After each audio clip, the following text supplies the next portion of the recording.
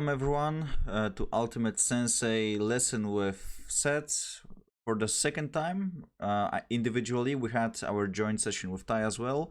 We will be having an individual session with Tai as well later on, and a joint session tomorrow. Hello, Seth. How are you? I'm good. How do you feel about your chances in the upcoming tactical event today? Um, Not the best. I don't know. I don't know what it is, so Mm, hard to right. say. We don't know the But rules, I'm right? guess we don't know the rules, but I'm guessing it's going to be some test of your ability to solve tactics quickly. Mm-hmm. And if it yeah, that's not my strong suit.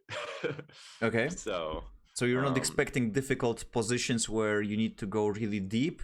It's rather going to be something easy and as much as you can. This is what your y- expectations are.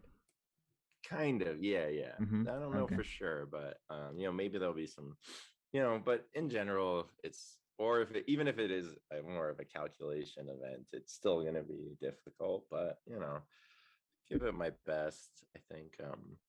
But yeah, I think definitely anything that requires sort of quick recognition and calculation is definitely where I struggle. I'm Mm-hmm. more deep and methodical thinker. Right. We all know that. We all know that by now that you like to Hmm. think that the longer the time control, the better you are. Yeah. Actually, that's quite a funny thing because I know that your the rating difference between your rapid and, for example, blitz, this is quite a high difference, I have to say. Yeah, although the conditions under which I play my blitz games is not usually the best. Okay, So, okay. so that's part of it. But yeah, it's still huge. Even if I should be like 100 points better on my blitz rating, it would still be a huge difference. Okay. Um, and yeah, so yeah, it Okay, this definitely is this is this struggle. is good. This is good because actually for our warm up for today, I've prepared a couple of tactical positions. And first of all, you will need to earn the right to get to analysis board by solving just one blindfold Okay. puzzle, which is your favorite night traveling. Oh yes. All right. So this time the knight will have to travel, let's say, from E1 to E8, shortest way possible. Once you solve it, I will invite you to analysis board. Okay. E1 to E8. Yep. All right. I'm not looking at a chessboard. No Okay. hostile pieces, no obstacles, just one knight from All E1 to right. E8. All right. So E1, let's go to D3. Then to uh D3, then to E5, then F7, then E8. Did I Are you mess sure up? it's correct? E1 from E1 to D3, Mm-hmm. from D3 to E5. No, that last step was wrong. Yeah, yeah. From, well, wait, from yeah. Okay, so from E5, I need to go to E8. Sorry, I rushed. I tried to It's fine. Take your time. Take your time. E5. Um, can't go to F7, but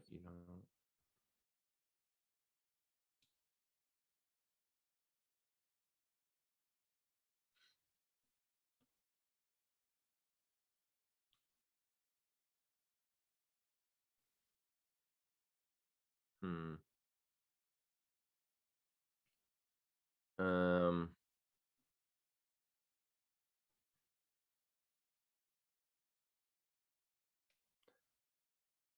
sorry, I need to go to F6 or D6 or G7 or C7. Mm-hmm. So now you're reversing the thinking Mm-hmm. process. You're trying to get from the destination, right? Mm-hmm. Okay. Yeah. So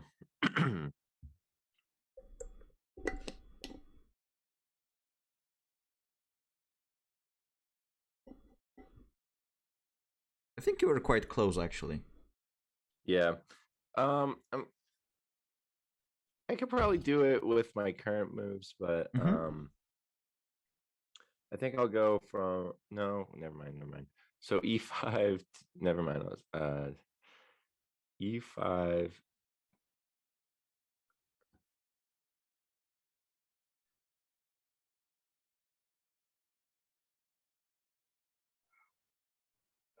Okay, so e5, I could go to c7.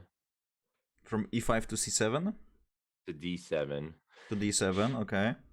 I go from e5 to d7. Then from d7, I could go to d7. I can go to f6 to e8. Mm-hmm. Okay. Right. And coming back to your original idea, you were on f7, so can you still fix it from f7 to e8? Yeah, same thing. F7 going the other way. So I could go F7 to D6 Mm-hmm. to E8. Very good. Okay, good. First prize for today, you earned the right to get the chance to look at the analysis board. Yeah, that's going to be much easier right now. Are you in live chess already? Nice. Yeah, in the live chess. Not just, oh no. Let me refresh it.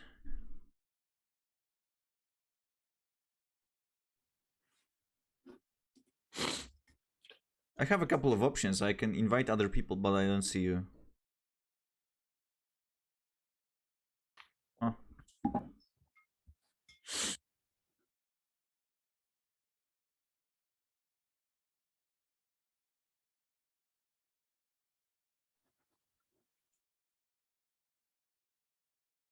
Do you see me? If you see me, you can invite me and then pass the, the ownership.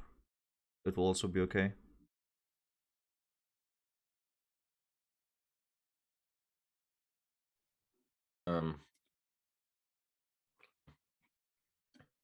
Sorry, my internet is having issues for some reason. Oh, that's fine. I'm a little worried about it, but Okay, I see you. I'm inviting you. okay. Just make sure it's good when there's the competition, right? Well, That yeah, but you don't lose on time.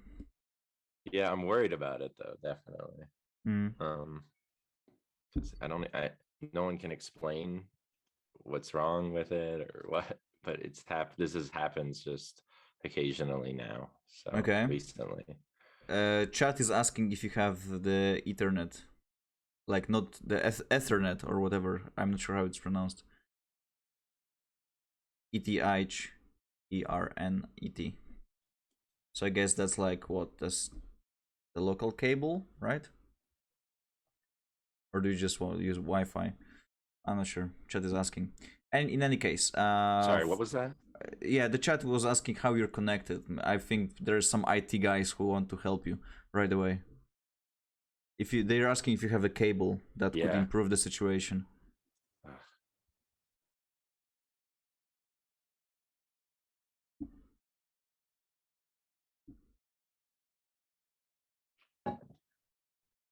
Okay. So for a warm-up, I've prepared a couple of positions. Actually, they're all taken from my games. I've managed to find a couple of interesting tactical positions, and they will be pretty easy. So it will be, I think, a good warm-up for you to test your ability to find easy stuff really quickly. So the first position is for black. And that's all you need to know.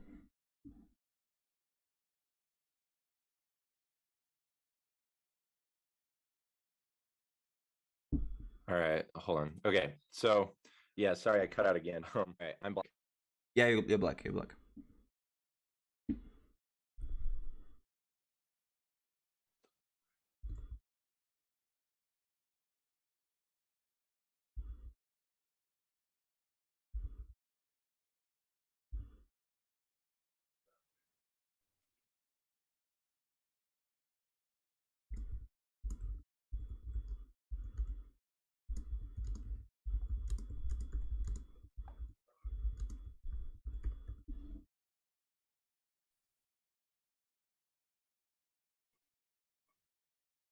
All right. Um.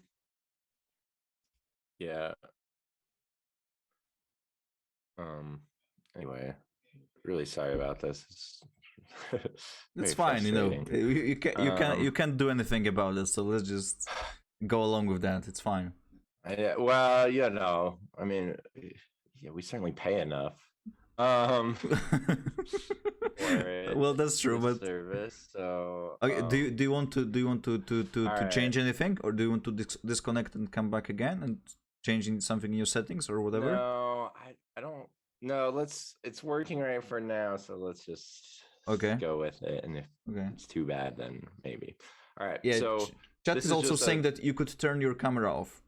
Maybe that could help because people will still hear maybe. you, and that will facilitate the connection, I guess. Yeah. All right. Maybe it'll even out. It should be Okay. anyway. I should have plenty of bandwidth, Whatever you're but whatever. comfortable with. Whatever you're comfortable with. All right. Anyway. Okay. So um this is just black to play Mm-hmm. some tactic. Yep. Okay. Um this looks like queen f2, rook takes f2, queen c1, rook c1, then either rook takes c1 mate. I think you get the right idea, but I'm really confused about the coordinates. So you started with what did you start with? See, queen f2, Yeah, Queen f2. rook takes f2, Yeah, and then you said Queen c1. This was your second move. rook Queen's c1, rook c1, rook okay, c1. okay. Rook Yeah, I c1 just and misspoke. Rook okay, c1, and rook then c1, rook c1, rook f1, and then either rook takes f1. okay, okay. That's another strange thing happened because the follow alert. You of course you have the correct answer, but the follow alert, I don't hear it on my headphones. I hear it on my speakers. Strange stream today. Okay. In any case, Okay, then I didn't but do that. yeah, but you got it right. Very nice idea, missed by my opponent, and this is a forced checkmate. White has this serious back rank issue. He can intercept and just then we finish it off. Okay, that was easy, I think. The most difficult part was dealing with the internet. Good. Yeah. Okay. Let's do a couple of those and then move on to the right part. So white to move this time. All right.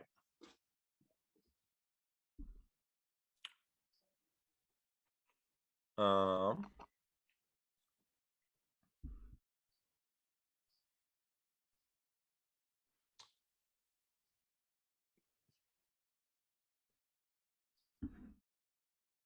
Um. Queen a8, and then black has a couple choices. So Let's go one by but one, of course, as usual. okay, so queen a8. Let's just um say queen f8 maybe is a logical. I try for black. Then you have e7 check, Mm-hmm. and you then take the queen on the next You move. win, right? So he cannot play queen f8. Any other queen block, any other queen ball to check, you take it. Mm-hmm. Mm-hmm. And if king h7, then you have bishop d3 check. And well, actually, Seems you found some kind of a malfunctioning in your thinking process. Yeah. Queen a8, king h7.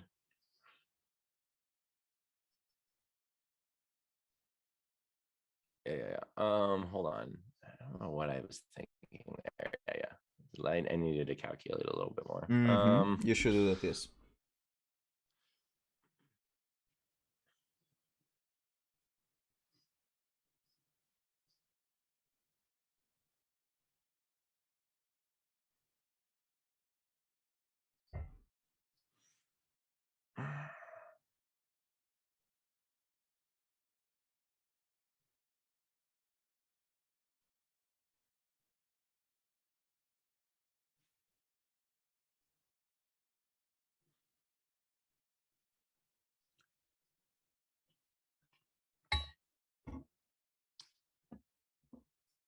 feel like it's gotta be bishop d3. Otherwise, if you bring the queen back, they can just keep repeating.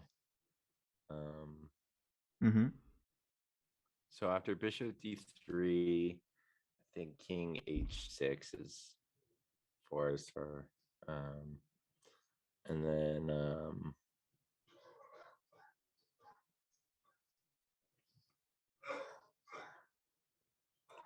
wait, what's going on? Oh, yeah. Okay, I found it. I think.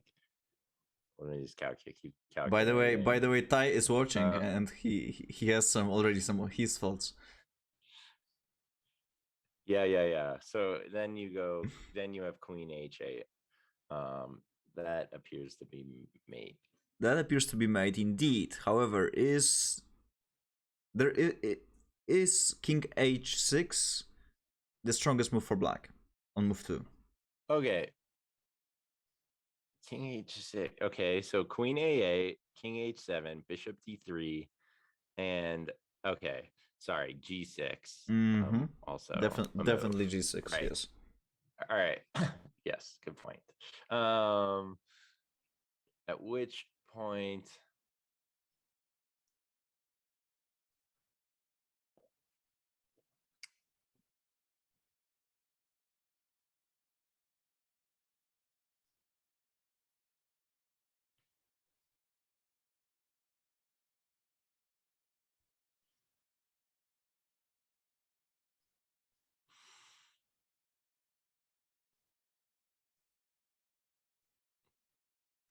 oh, see, I'm gonna have to do this with even more people watching later. It's just terrible.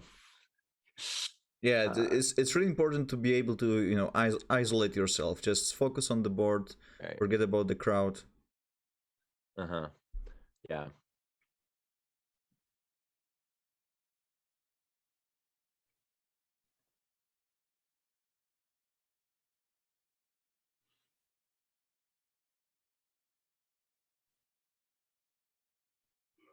Hmm.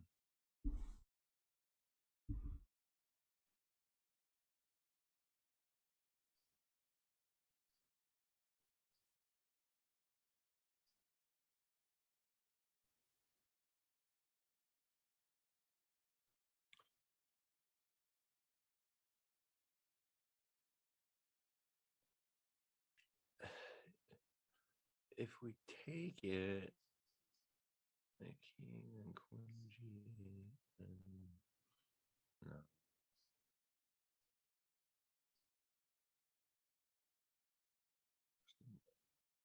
All right.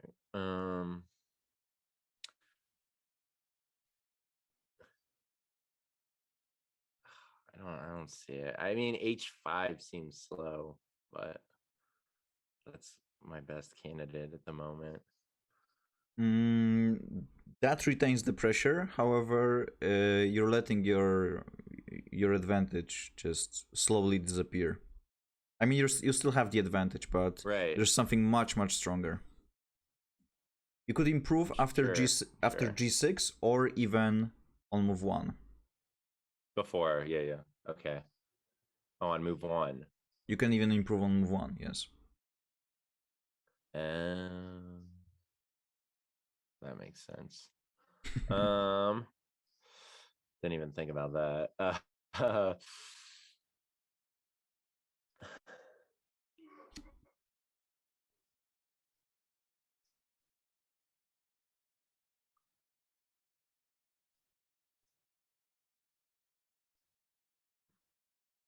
It's really important to identify all of the Right. forcing moves and don't assume that something is totally ridiculous. At least spend a couple of seconds on your forcing moves, because only then you will at least be able to Oh, even I eliminate it. have it.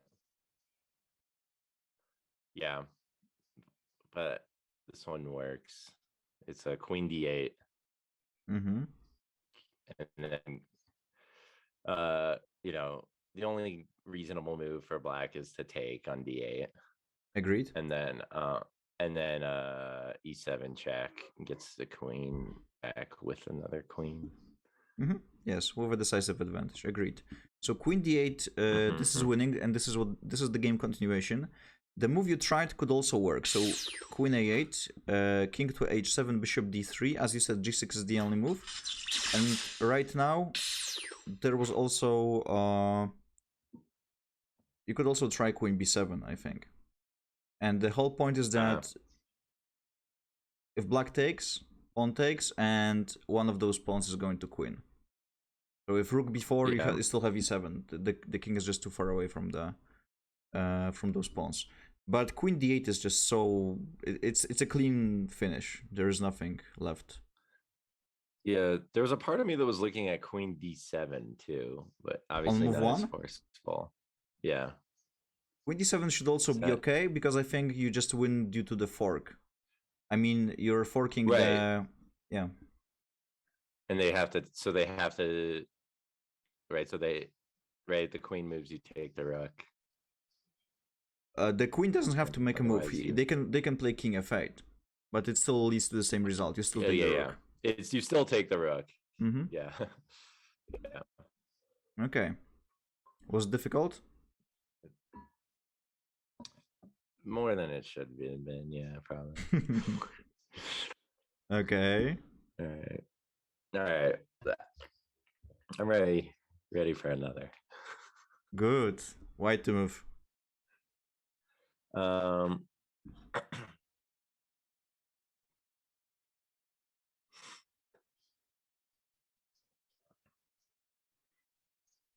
um,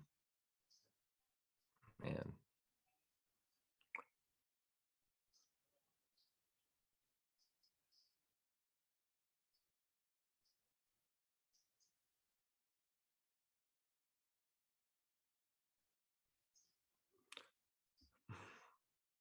What opening was it, by the way? You can that may be the question for the chat if they recognize the What pawn opening is structure. this? Yeah, but you can just focus on the tactical part. All right. I think it's I think I have it. Let me just double check. Mm-hmm.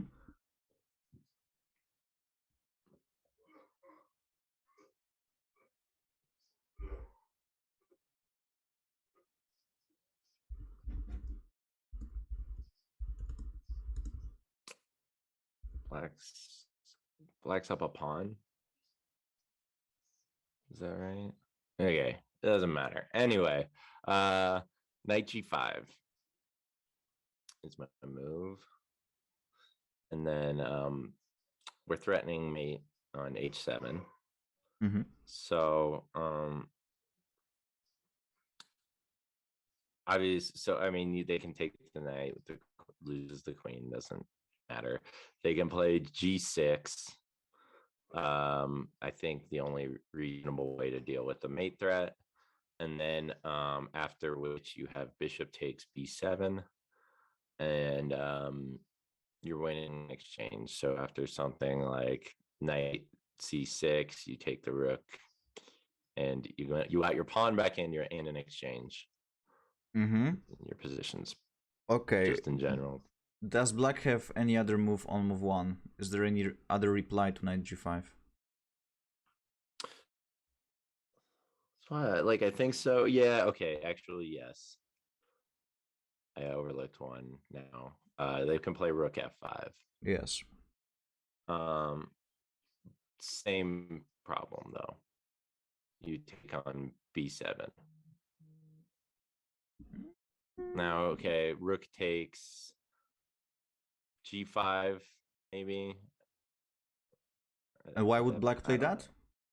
I don't know. And just like, I don't think they would, but maybe if they take and then like, if after bishop b7 they sack an exchange for, they have no attack. So I was thinking maybe for an attack, but they don't have one. I mean, Sort of. it could be interesting. It could be interesting. Maybe with a Yeah. slightly, uh, maybe even different move order, or maybe not. Mm-hmm. But in any case, after knight g5, rook f5, there is something stronger than bishop takes b7, and I would Should like be. you to find it. All right. So knight g5, rook f5. Um,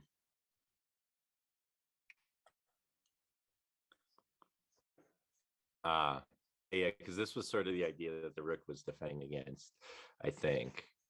Can you take the rook? Queen takes f5, then e takes f5, then knight f7 check, and you take the queen back. And what's the difference? Because it seems like you're winning in exchange in both of those variations. The difference, you still have bishop b7 in this line. Mm-hmm. So if they take your knight back to, get at least the exchange instead of a full rook, then you still have bishop b7. Okay. And on top of that, the queens are already exchanged. Yes, that too. So there is there is less risk that black will have some kind of a counterplay. Okay, good. It was actually the most important part was to find this additional tactical idea after rook f5. Good. Mm-hmm. Okay, now something much more difficult. One of my favorites out of my games, probably, at least classical games. White to move. All right.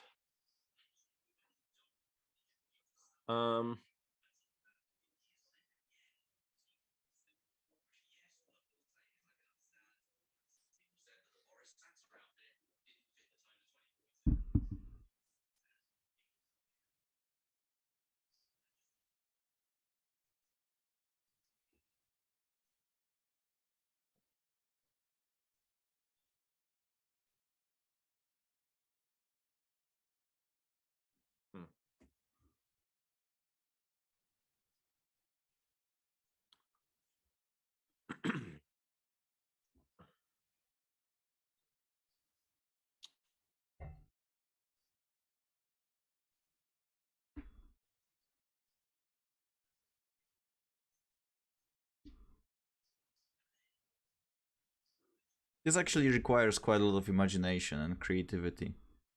Yeah, there's a lot going on here. I can see. Mm-hmm. By the way, so chat, the previous game was Catalan, and you can try also figuring out which opening this was. What opening this was. Yeah. So, yeah, your eyes sort of drawn in a lot of different directions here. And specifically? Okay, so there's like hidden attack between the queens, but the black queen is sufficiently defended, so there's no like knight e5. You have I'm like almost wanting to make something work with like sacking my queen. Okay. On f7, but I don't see enough. Like... Wow, that's if you're playing 3 checks, maybe this is an idea. Queen f7, yeah. King f7, knight takes e5. Yeah, just keep checking, right? Yeah, lots of checks, but yeah. And then let's see. So also this knight on c5. Here's like it could be hanging, but again, the queen is sufficiently defended, so you would trade queens and lose an exchange there. What do you mean? If you took on c5. Mm-hmm. Okay.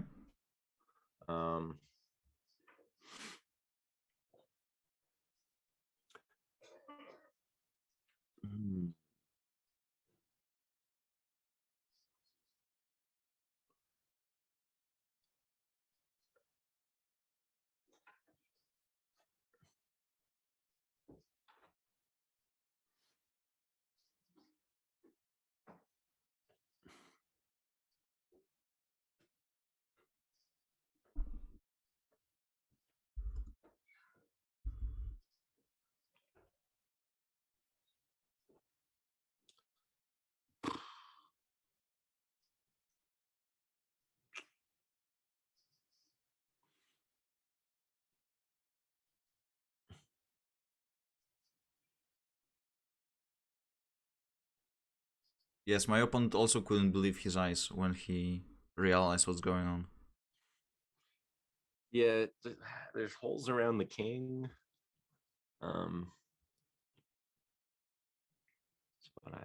But I don't.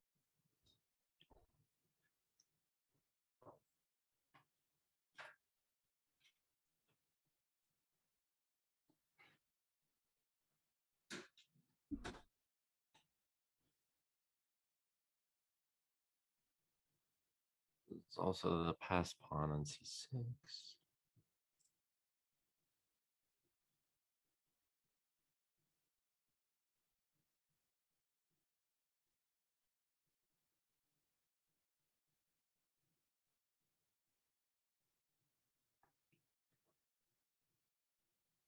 Oh, wait. I think my earlier idea might have some merit. So if you take on c5, maybe I should calculate it before I say it. All right. That's a very good habit, actually. Yeah. Calculating before saying it. Yeah. So it's not always, yeah, you get excited. You think you see Mm-hmm. something. All right. Um,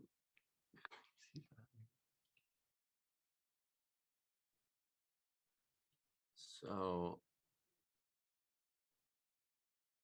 but I'm pretty confident this works. Okay. So queen c5, d c5, rook d8, rook d8, and then c7. Okay. Very good. Is there anything else you Yeah, need to there's like, check for black? I'm sure there is, but I don't So you know. need to Okay, check it. so like if you don't, okay, I don't know what though. Let me so if we take on c5, anything but taking our queen just loses a knight, I think. There's no checks. There's no, only capture.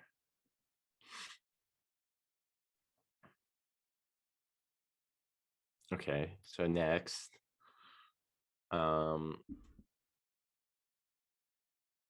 after rook takes d8,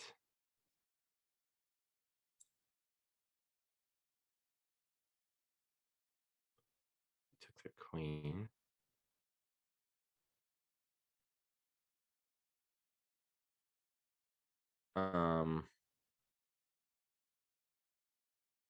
They don't recapture. There's down a knight. And that's it? Yeah, I don't see it. Yeah, I don't see what else there is. So again, typical way of thinking, like using thinking process when calculating. Look for forcing moves. Yeah. Okay. Right. Captures, So okay. So checks, queen threats. c5. Okay. There's still no checks in the position after we take their queen for black.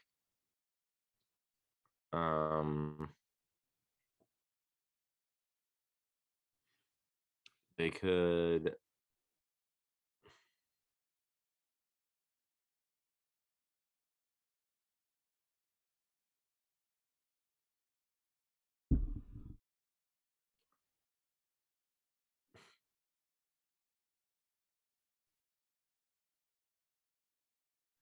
Okay, but after they take back, maybe.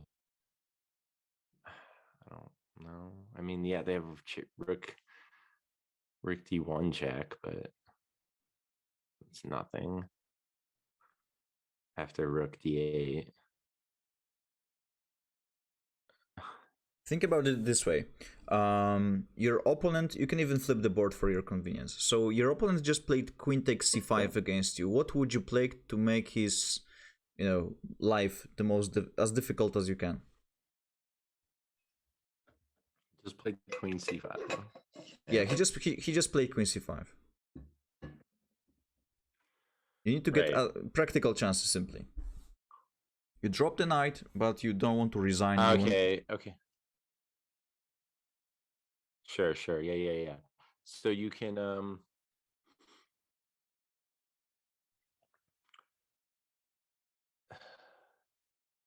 play like d5. Whoa. And it doesn't do much. What is Well, white's move after d5? after d5, I think queen takes d5. Okay. You don't seem to be convinced, to be honest.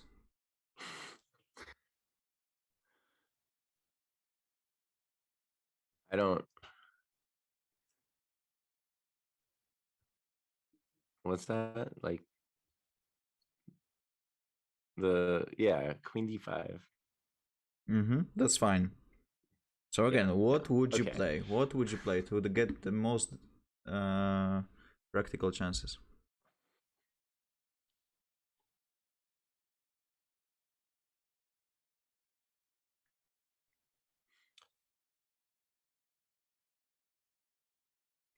Maybe like a Queen F6. Mm-hmm. Yes, that seems a very natural move. So black escapes from the Yeah. attack.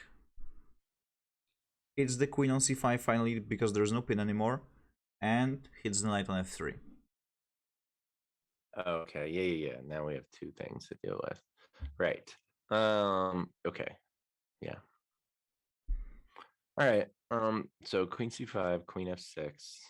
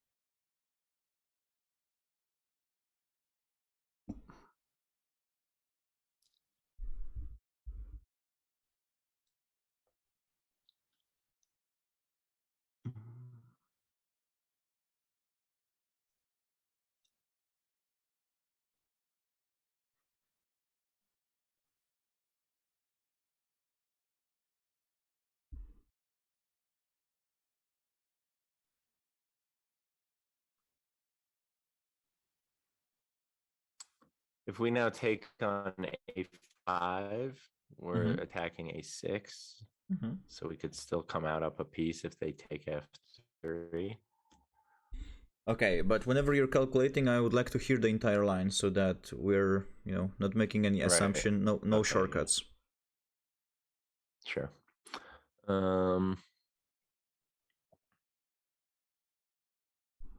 Okay, so Queen C5, Queen F6, Queen A5, Queen F3, Queen A6. That's one line. And if Queen C5, Queen F6, Queen A5,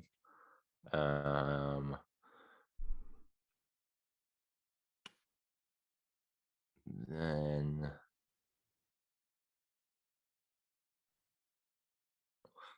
they have a couple of their moves, but the bishop is trapped either way. So I guess like Rook A8, maybe they could try Rook A8, but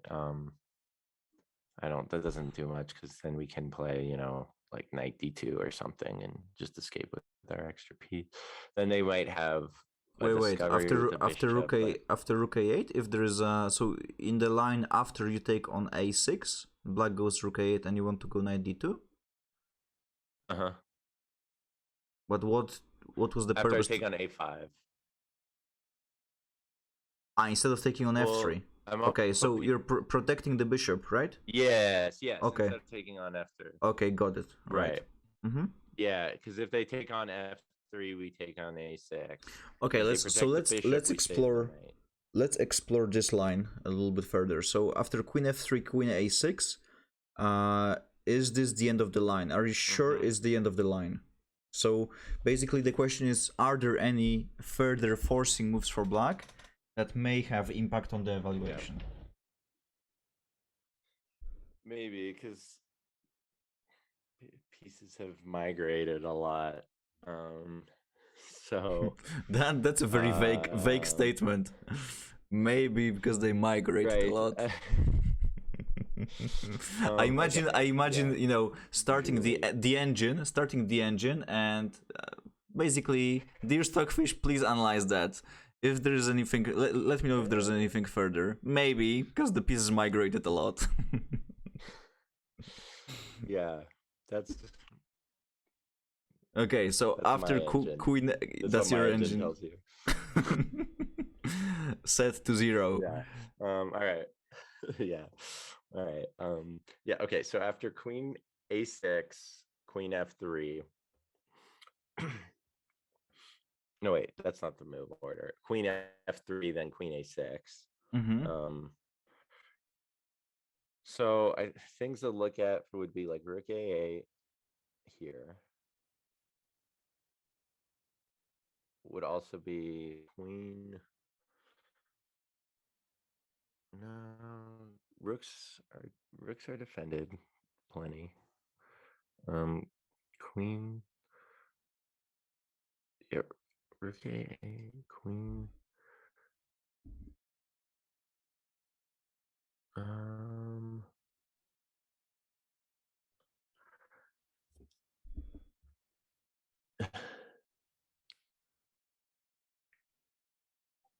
yeah. So if Rook A8,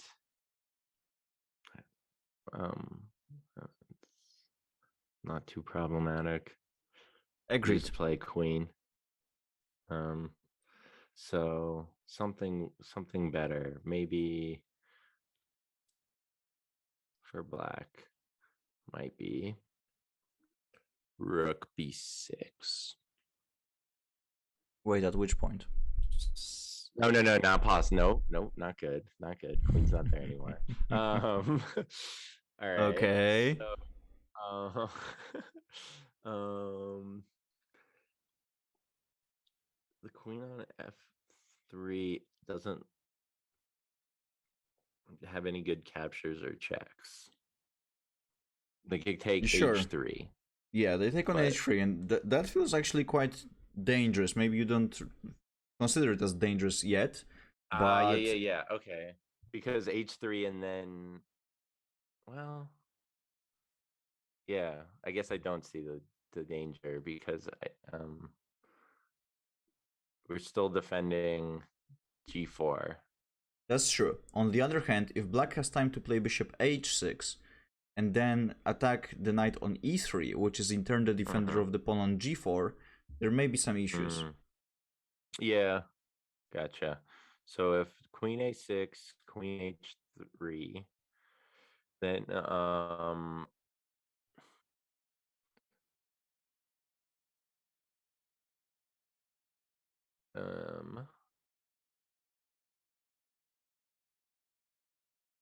So basically, the question because we calculated quite far away. Would you go for this position, knowing yes. what the final position is? Okay, correct. So this is actually the line Queen C5, and you don't need to Mhm. like in practical terms. You don't need to. If you trust your intuition that you will have enough defensive resources, you can easily go for that. It's still Yeah. a bit tricky, but I'm yeah. What would you play here?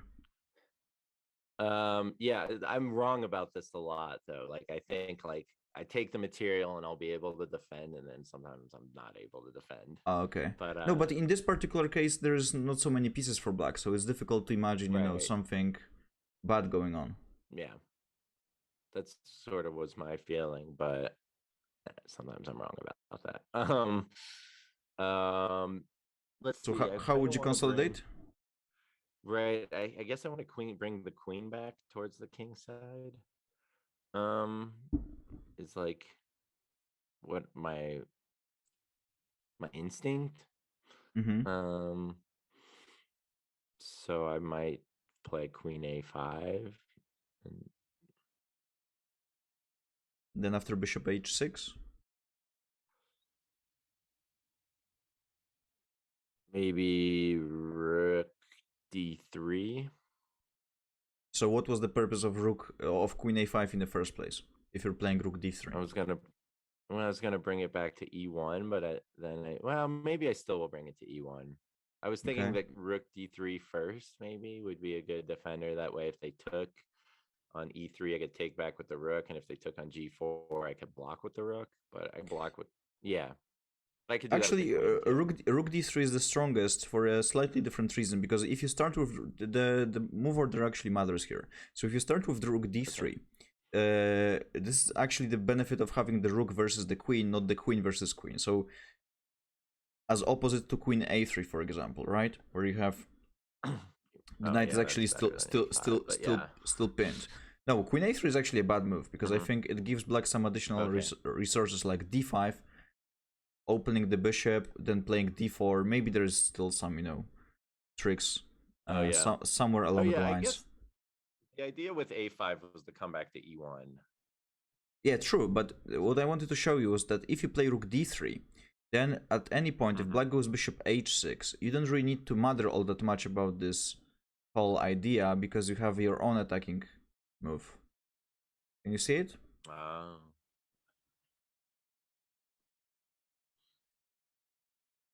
I have like knight f5. Knight f5 seems to be pretty powerful. Queen takes on g4. Rook g3. Queen h5. Queen h5. Mm-hmm. Knight h6. That was that's a lazy solution. It counts, but it works. But there's something much stronger. Have a look. If we go this way, queen h5. What if white goes to bishop d1?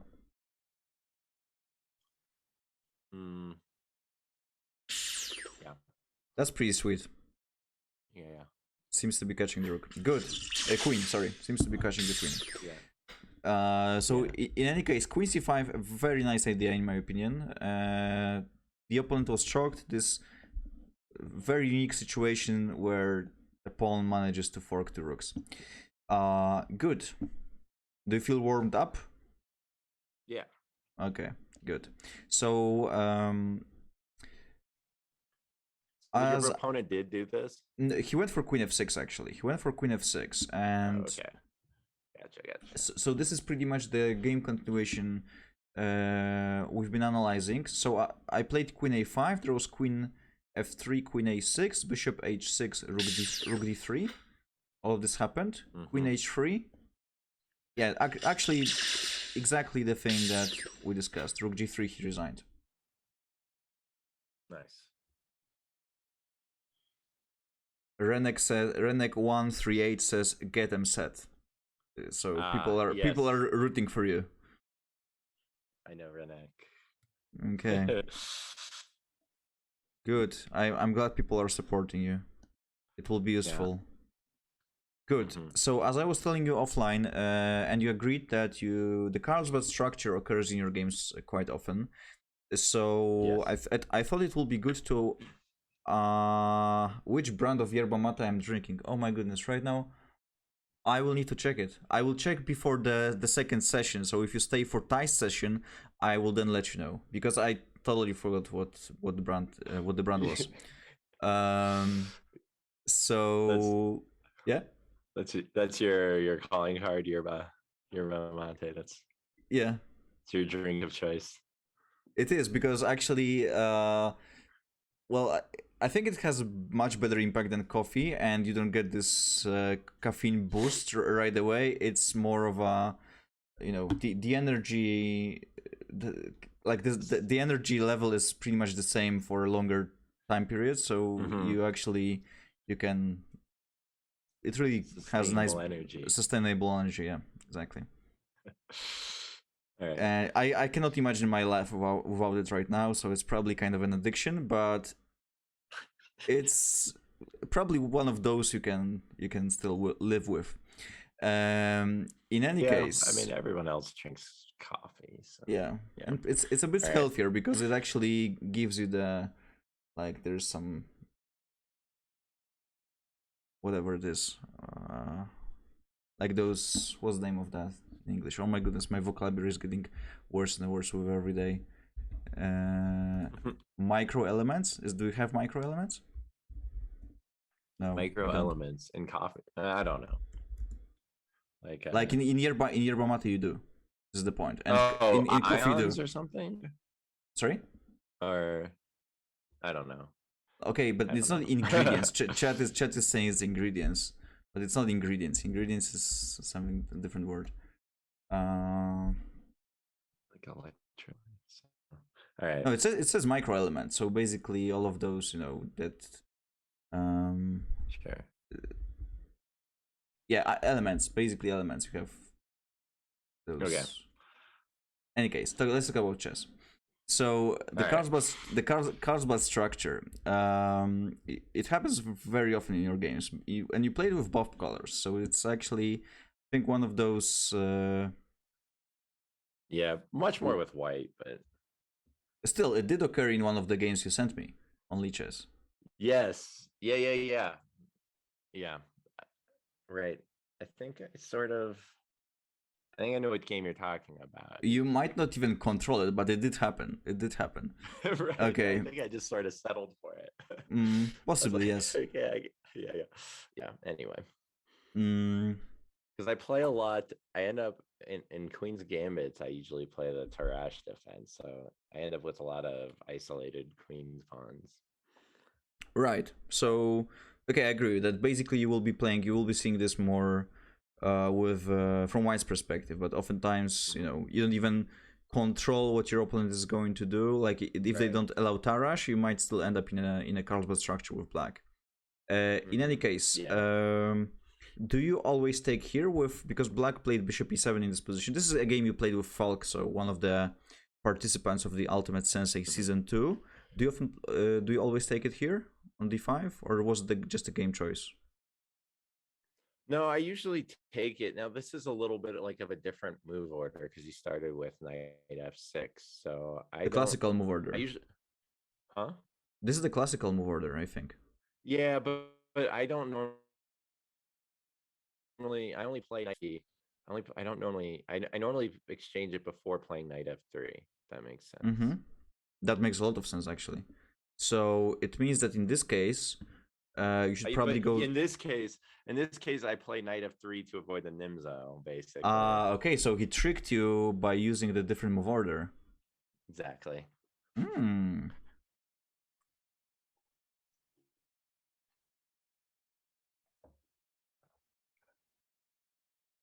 Okay, that's something to think about long term before the event, because basically, yeah, if you're playing this this structure and you take right now, that's actually a much better version, because at the end of the day, where will you place your knight? So let's imagine this kind of a position. On e2.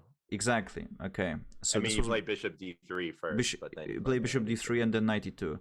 Okay, yeah. Chess Dojo is raiding us with 41. Hi riders. Last time such a raid happened, it immediately the stream immediately crashed. So I hope it's not going to happen this time. Yeah, people are greeting you and wishing you good luck and stuff. Who was streaming? Who was streaming for Chess Dojo? Usually David streams Saturday mornings. Okay. Hi David. Hi David. Okay.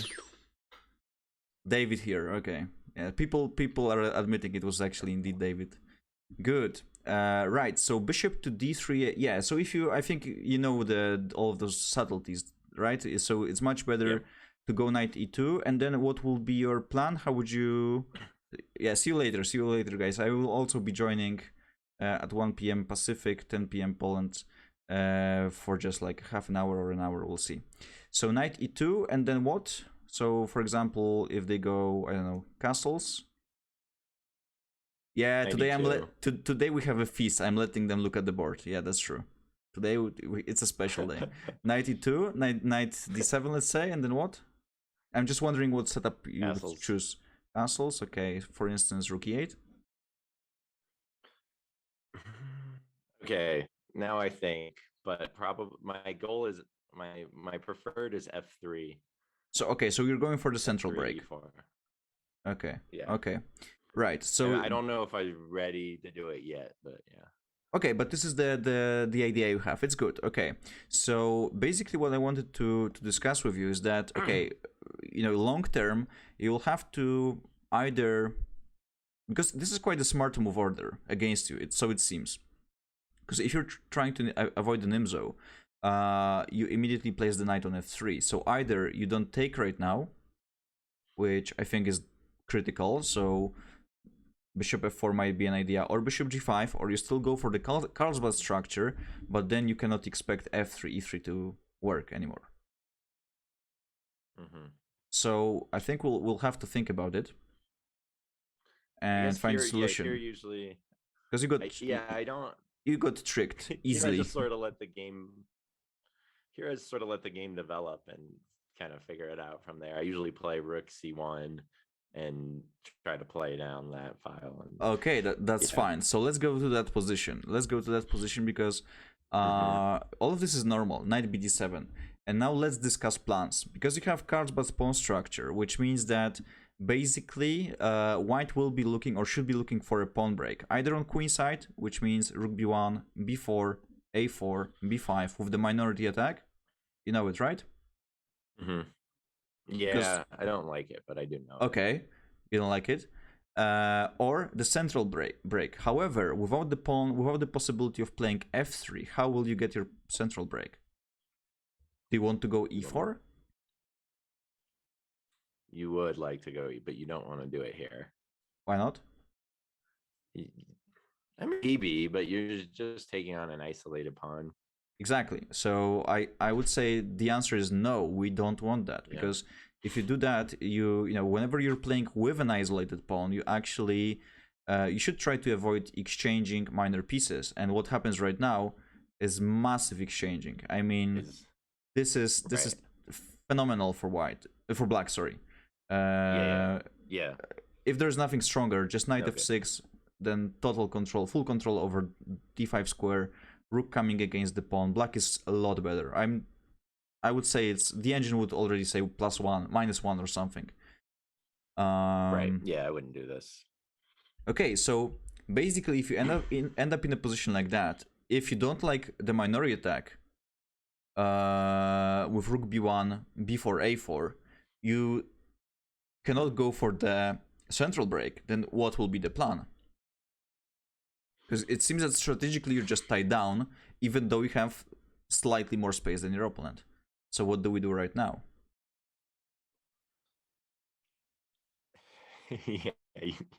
Yeah, it's hard to make a you're just kind of chilling. It's like the position's fine, but it's not. There's nothing concrete. Right, yeah, exactly. No, it's hard to play, but it's also like I try just I don't know. I often will like tank a lot of time in this position trying to figure out what exactly. So next time I just don't want you to take too much time to just have like option coming one after another. Well, actually, I'll probably just keep developing. That's like I still can until I'm completely finished. Like I can at least I don't know the plan, but give me the setup. So how are you going to place your pieces? So I want a rook on the c file. Why? Because I actually don't like it. Okay, semi-open, and then maybe if black ever changes the structure, there's okay, but black is never going to change structure on his own. He's not voluntarily doing anything with this pawn structure. He will just play a5, anticipating any kind of a minority attack, and then just keep it as it is, and play rook e8, maybe knight f8. But if a5, but maybe I think is there a chance to work a knight in the c5, even though I know that the b pawn is still there, but if you put then sort of you know what the drawback of knight a4 is? It abandons the control of e4 square. So as soon as you go knight a4, I mean black is playing for instance a5 or rook e8, it's logical. After knight a4 you will immediately see knight e4. And then I don't really see a benefit of having the knight on c5 at the end, because you will actually have to protect it with the rook, and therefore the rook is going to be passive. Right. It doesn't make sense at all. So the rook doesn't belong on c1. You can put it on b1 if you're looking for the minority attack, but if you're not interested in that, the first move should probably be queen c2. Queen c2 or h3. Sure.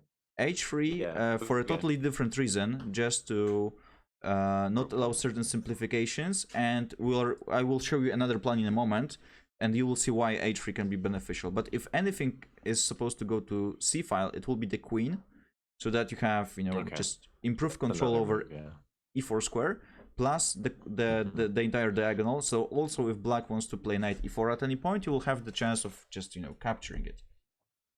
And the rooks probably to d1 and e1, because if you have the knight on f3, you will be looking for the e4 break. However, first, before that happens, you need to centralize your rooks. Only then it will make sense, because you're not only interested in pushing the e4 pawn, but also, so let's imagine, I don't know, rook e8, rook d1, something like that. You'll try to play e4 and ultimately also d5, so that there will be a symmetric pawn structure in the center, with you having more space than your opponent. This is the only way I see it makes sense. They're still going to take it as soon as you play e4, though. Of course, they will, of course. So that's why it's so important to have the other rook on d file, so that you actually have some kind of a chance of pushing the d pawn. Still, I don't believe this is the most promising plan. So queen c2 makes perfect sense.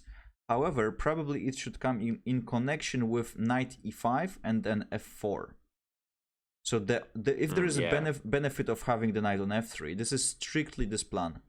Knight e5 followed by f4, with this kind of a strange majority on king side.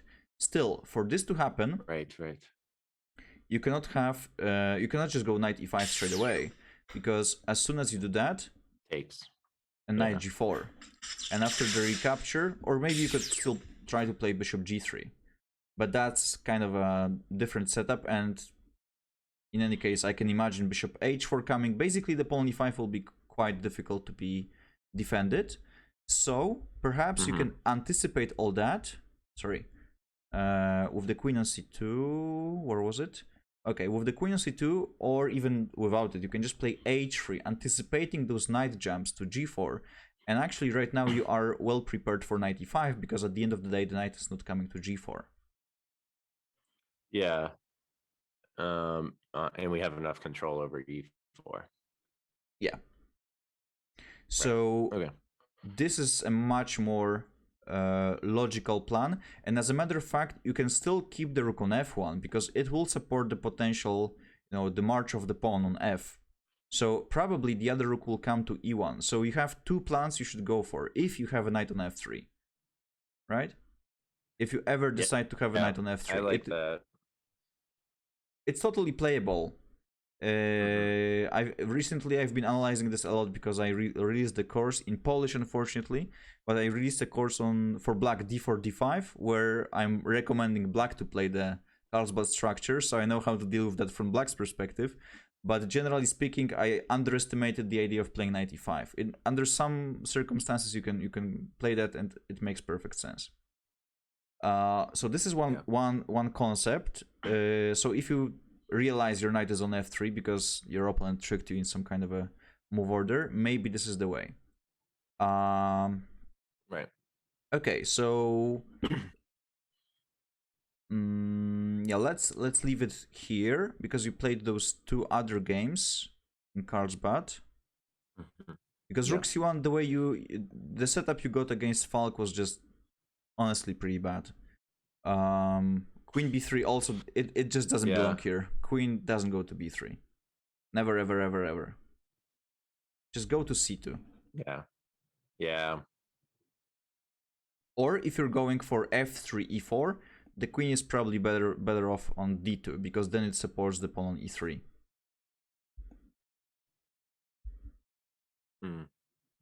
Yeah. So this is quite important. Makes sense.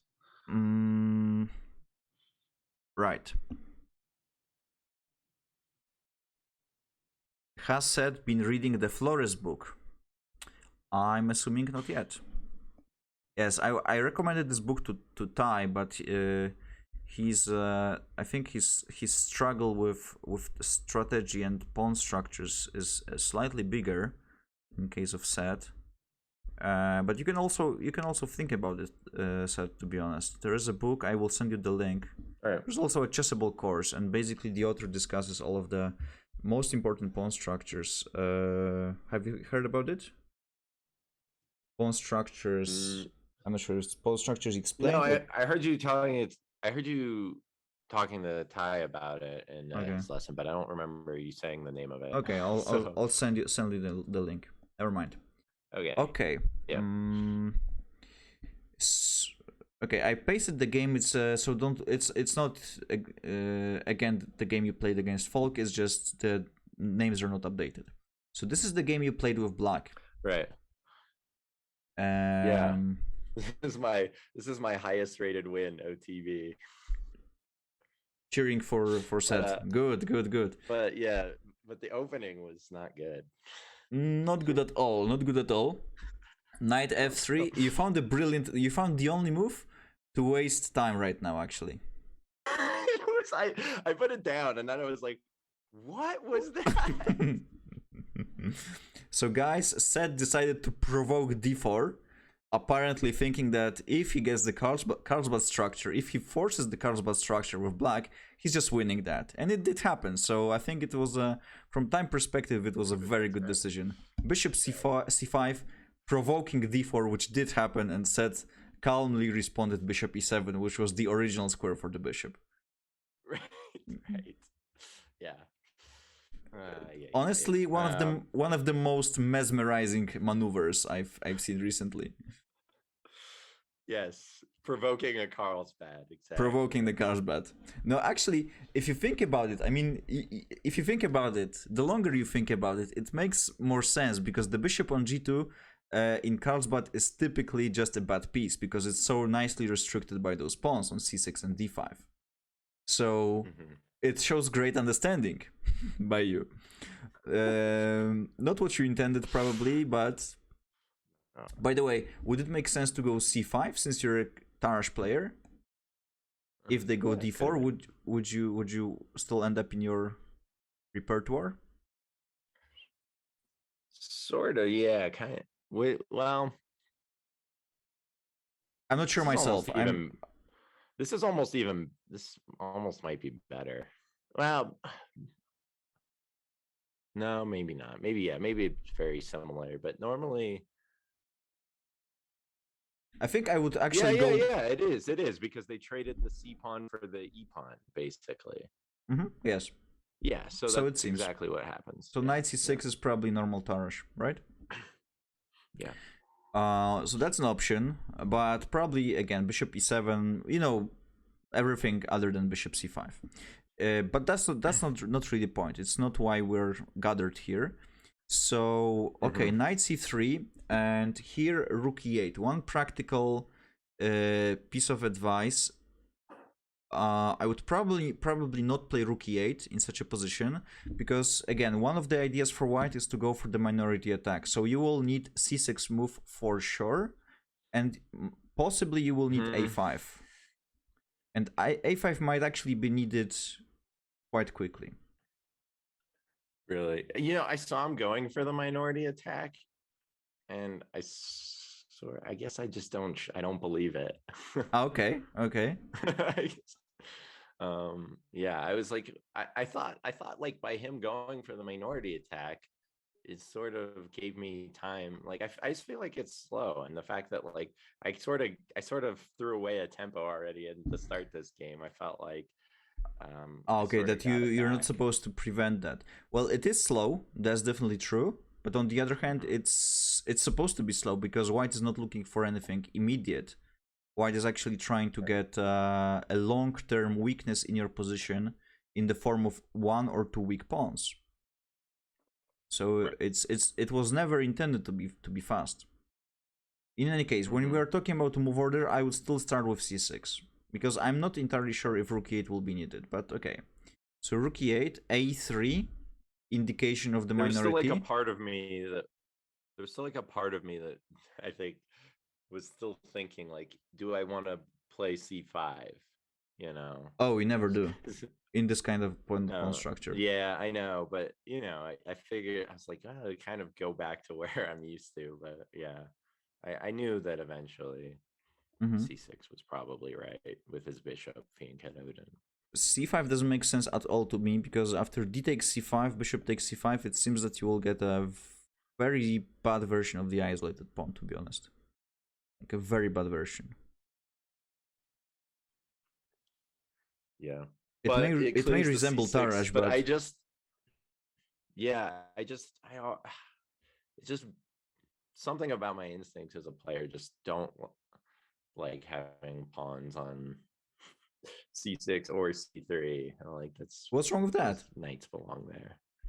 No, That's where my knight goes. no, it doesn't. All right. When you're when you're 1000 rated, yeah, it does go there instantly. But when you're stronger, you realize that there are other squares for the knight. Mm-hmm. Pawn structure is important. Pawn structure is important. If you don't play c6, the pawn on d5 will actually be a target. You're right. If you ever see this kind of E and D for white, D and C for black, it probably means your pawns are supposed to be placed like that. Mm-hmm. Unless you really have a good version of Tarrasch defense, be my guest, go for c5. But other than that, c6 is the right move. I think you actually played it in a brilliant way. Still, whenever you see b4, even if you don't believe in the minority attack, I'm not sure if this is about believing or not. It's really advisable to slow it down at least. So if you didn't play a5 because you felt unnecessary, right, a6. I'd still go a6. Yeah, I thought about it. That was definitely a candidate here. Because white has a very strange position where I'm not sure what his plan is going to be, but certainly minority attack is one of those logical ideas for him. So if you yeah so here the reason I didn't do this is because now I feel like I've done this terrible thing to myself where my knight no longer gets to go to c6, and so I'm like how is this terrible? I'm like, that's right. So I'm like, well, because it takes more moves. So okay, can you stop there for a second? Yeah, the last statement, because it takes more moves. There are positions when you are supposed to play energetically as fast as you can, meaning without the waste of a single tempo. That's usually open positions. So if you play Sicilian or I don't know, Ray Lopez, or basically when the pawn center when the center is open, when there is lots of open files and diagonals, then generally yes, every single tempo counts. But in a position like that where there's just one open file for each player, there is basically the pawn structure is really fixed in the center. Oftentimes, the more important thing is to know where to put your pieces, even if it's slower, and also which exchanges you're going to need. So for example, right now for black, I already know that since there is a weak square on c4, I want my knight there. And since one of the typical pieces that will be probably responsible for protection of that square is the light square bishop, I really want to exchange those. And also, a general piece of advice, whenever you're playing Carlsbad structure from black's perspective, exchange the light square. Both bishops, actually all bishops. Oh, okay. Ideally, all bishops want to get exchanged, because then those knights actually will have beautiful squares. Gotcha. But when I'm white though, I'm usually okay with a dark square bishop trade. But you know why? Because you don't have alternatives. Okay. But if it was possible, actually there are some lines where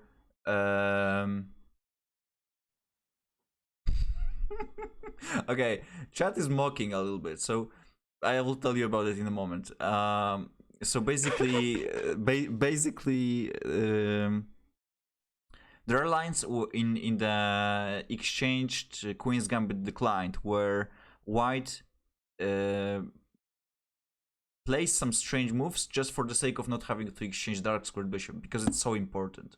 So, for example, if like there is d4, d5, c4, e6, knight c3, knight f6, takes, bishop g5, c6, e3, bishop e7, knight f3, castles, something like that. And right now, or yeah, bishop d3, knight d7, and h3. So it's, was it here? Or maybe even, no, it's before knight f3. So, okay, so it looks like that. Bishop d3, knight d7, and now h3. So this way, white actually prevents all of knight's jumps that exchange the bishops, because oftentimes black actually goes knight h5 to exchange bishops. Now it's covered by the queen. Yeah. And the purpose of playing h3 is actually to have the option of playing bishop f4, bishop h2. So that you don't have to... Gotcha. You don't have to trade the bishops. And only then you go knight e2, or actually maybe even knight f3. Because h3 doesn't work with f3. So as white, you don't want to trade any bishop. As black, you want to trade all of the bishops. So that only knights are left. So chat was saying, there's an observation, and I will just read it directly. So Seth doesn't believe in the minority attack, the dragon, the Benoni. Anything else we should know? And a reply. I never knocked the Benoni. Does he believe in Santa? Does he believe in Santa? I'm Jewish, so see, guys, he doesn't believe in Santa either. I never. Who said? I don't think I'm on record. I think I know who's. I think we had a famous debate about the dragon in the dojo one time, but I don't ever remember talking about the Benoni. I think they're ascribing that someone else's opinion to me, but besides everyone. But okay, do you believe in Benoni or not? Do you believe in Benoni or not? It's a clear question. It's a very, very simple question. I actually don't know. I don't know. It's kind of tricky. I believe in the Banco. Okay. Okay. Everyone believes in the Banco if you're playing white. If you're playing white, you believe in Banco. If you play with black, you always see, okay, how do people make it work? It doesn't work for me, right? Right. The Benoni, I don't know. I don't know what. I don't play it like enough. You don't play it.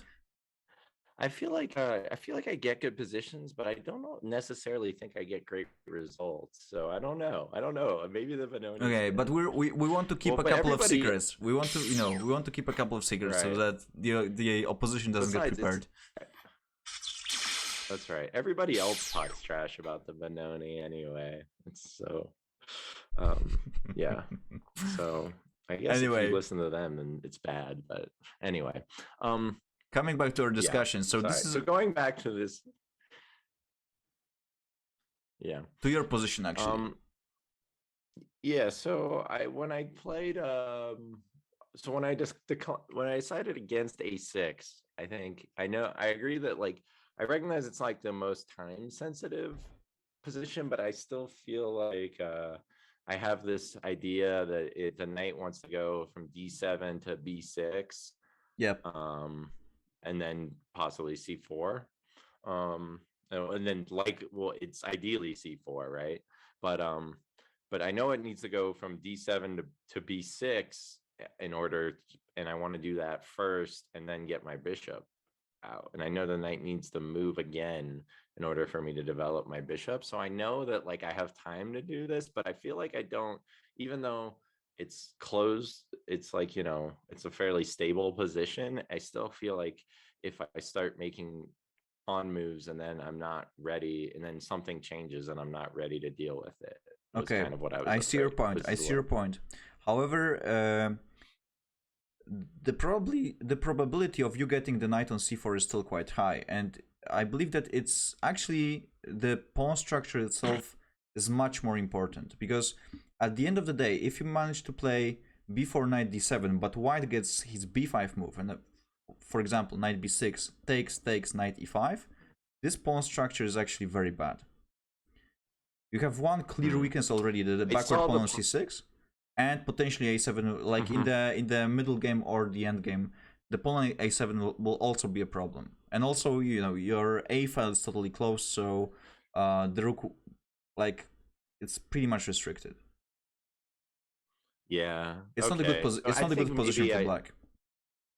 All right. Yeah, I think I just don't wasn't sure how to evaluate. I knew that like I knew the possible. Maybe I'm not considering the additional weakness of A7. I know I'm like preparing myself. Like I remember all my analysis on my decision making was like, all right, so if this happens where I get the backwards pawn on C6, like how bad, like how weak is it really, and like so a lot of my If there is a evaluation of those single possible pawn which positions. is weak, it's fine. You don't lose based on one weakness.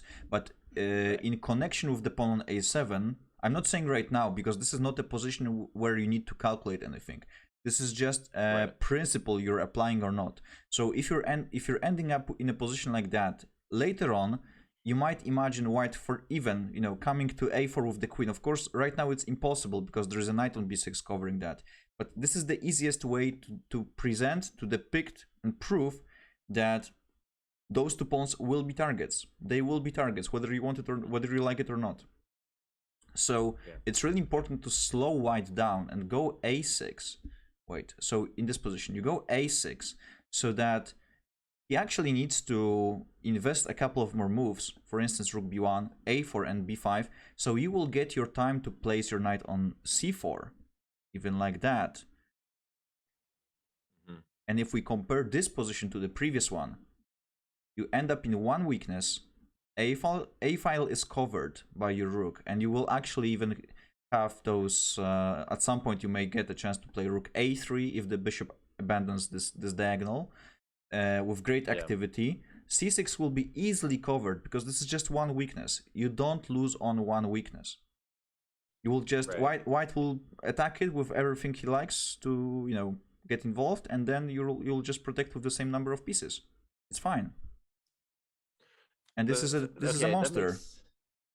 Yeah, this looks good. And it makes sense because I remember for him during the game, he sort of he sort of overreacts to my plan. I remember like he didn't I was like, you gotta play. I assumed he was gonna play B5, and he saw when the knight came to B6, he was so worried about it going to C4 that he played knight D2. Mm. And I think that's sort of so instead of continuing with his plan.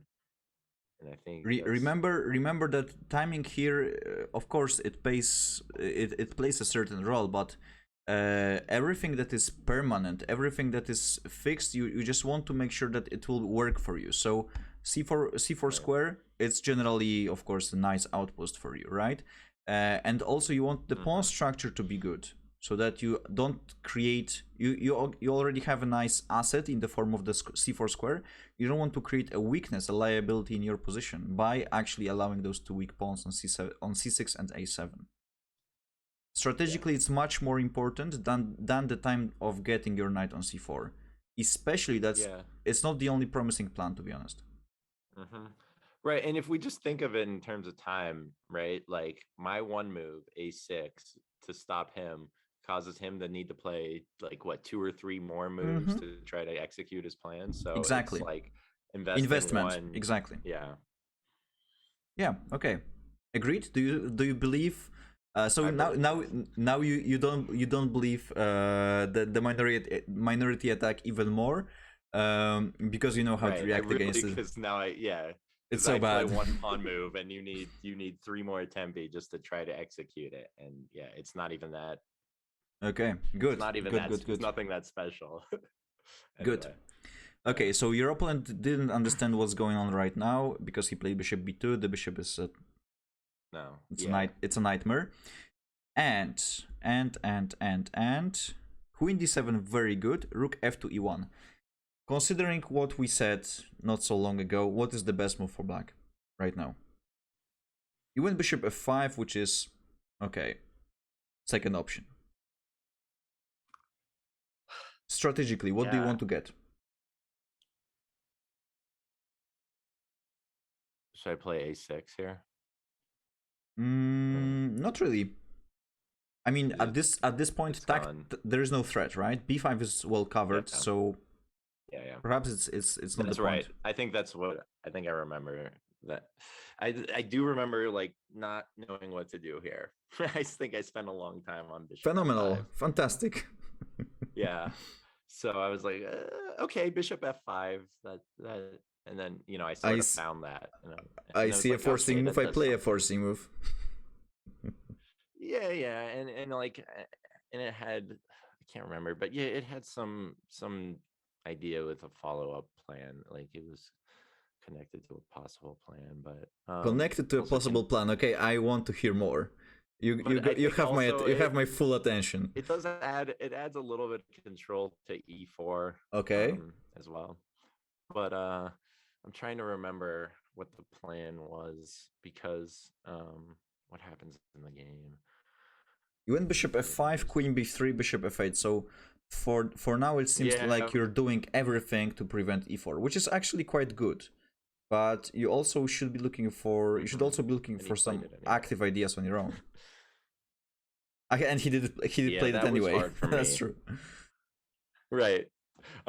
Yeah. So this was hard, and like I felt like I didn't know.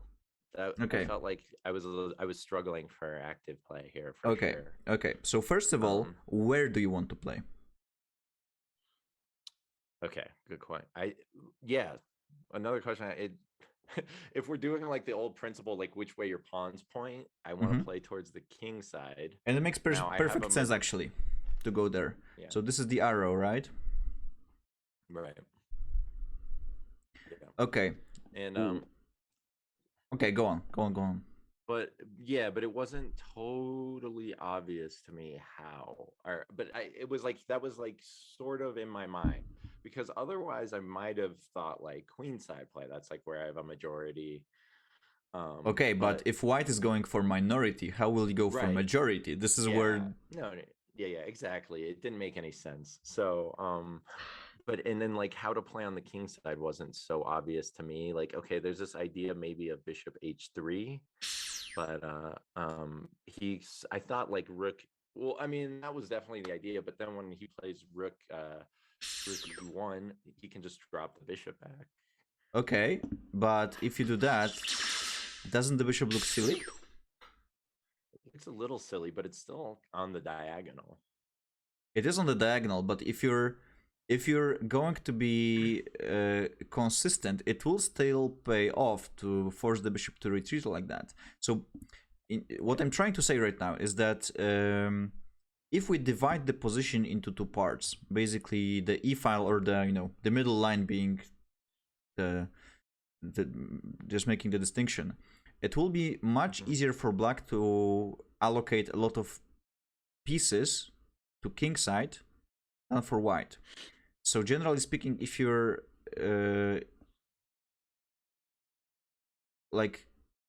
if you start immediate action on king side, it may be successful, like really successful. So I'd just go h5, to be honest. Yeah, you cannot be punished for that. It will never become a weakness. I remember. Never. It's always never ever. It's something I usually hesitate. It's like it recently become like more in my mind. Like, okay, when can I go for this h pawn? Even if push, the pawn, imagine worst case scenario. Even if if you lose the pawn, white will never do anything on this h file. He just doesn't have the pieces there. He will need what? Knight b3, bishop coming back. He just placed it on b2. Deliberately. He just went there. He wanted to go bishop b2. He wanted the bishop there. What's the point? If you lose the pawn on h4, there's nothing wrong with that. You can even go g6, king g7, rook h8, and give checkmate. Just push the h pawn, or you can just play h4, because g takes h4 will actually be met with queen g4. But this is a tactical point. Even without it, going for softening white's pawn structure, it's a very good plan. And actually, in the Carlsbad pawn structure, white is often, especially when there is a minority attack going on from white's perspective, white is often involved with white a few pieces on the king side. So then it makes perfect sense to counterattack on the queen side. So then makes perfect sense to counterattack on the other part of the board. And if they don't retreat the bishop here, right? You're just steamrolling. Do you leave it? Do you leave the tension, or do you take and then throw h5? I imagine you already have h5, right? So what do you mean? No, I was saying, so like after bishop h3, yeah, if instead of retreating the bishop, they make some other move, which is okay, maybe a5 or a4. A4 drops the pawn on b4. Okay, yeah, so not that. Hard to find a move for white. But my move would be f3, to be honest. F3. Wow. Yeah. Okay. To go e4, so that rook d1. Yeah. Okay. And then maybe e4. Right, maybe at some point. Yeah, I was gonna say rook d1 or c1, but okay. Yeah, that was my only. Okay, but yeah, if f3. Okay, so if rook d1 also makes some sense. Yeah, so the question is, do you want to take, right? Mm-hmm. I think this is generally a beneficial exchange for you, because you're controlling light squares better due to the exchange. So all of those knight c4 ideas, I'm not saying right now, but in the future you have to anticipate what changes may occur on the board. So the position may simplify and you will end up in an end game. Do you want white to have a light squared bishop? No, you don't, because you want to have your knight on c4. Without the light squared bishop, c4 is all yours. So the exchange in long term, it should be good. Okay. Actually, do you know what I would do right now? I would play a bit with white and take and create maybe h5, but maybe actually, since white abandoned a1, I would just play a5 to create the second front and show, I'm better on the entire board. Because after b takes a5, rook takes a5, this is a weakness. At some point, white will probably have to retreat, and then I can play h5. And he's never going to even know where the attack is going on. I can play everywhere where I want. Here. What is the counterattack for white? Nothing. At any point, if knight f3, knight c4. Yeah, right. The only... Yeah, I don't know. Yeah, bring the bishop back to its original diagonal, like you said, maybe. But isn't it one of the saddest move of the history of chess? Bishop to but c1? then knight f3 and bishop, g5 or something, or f4, and please don't tell me you're afraid of that. Please don't say it. No. But I just was, if we're trying to think of a... So in any case, you can still play h4, and g takes h4 looks like suicide. And the only question you could have, like, this is just regardless of what happens on the queen side right now. So h4 is generally a very good idea to soften white's pawn structure on king side. And then the only question is what to do next, whether you want to take it or not. So in order to determine that, you probably need to find out if rook h1 for white is any kind of an idea, or maybe you are actually faster with your g6, king g7, rook h8. So whoever is going to control h file, will benefit. But you're still in the steering wheel, because you can you decide when to take, if to take, and what to do with the pawn. You can always push it, because in the context of any kind of an endgame, I mean, if we just play h4 right now, go back, for example, with the bishop for illustrative purposes, even something like that will be very good for you, because the g2 square is obviously a very tasty spot for the queen, but also this pawn on h2 will be a backward pawn in any kind of a rook endgame, or even knight endgame, any endgame. It will be a weakness. Also, back rank issues. Like in 30 moves or so. I see the... Right, yeah, it's a long term. But it shows how many... Like h3, because it feels like... It feels like you came all this way and then you didn't open the Right, but you may torture white a little menu. bit. You're not showing your intentions. You may keep it as it is. He cannot take it. He cannot do anything about this pawn. You might take it at your earliest convenience, or you might just want to push it and consider it an investment because you're changing pawn structure to your benefit. Gotcha. Simple. Yeah, makes sense. Pretty simple. So next time Yeah. you will know. Bishop Another h3. bishop h3. I mean, obviously, white's bishop on g2 is just a silly piece, and it doesn't have to be there. It could be on d3, but in any case, h5 is still a very valid idea in many of those positions in this kind of a pawn structure. Gotcha. Good. Okay.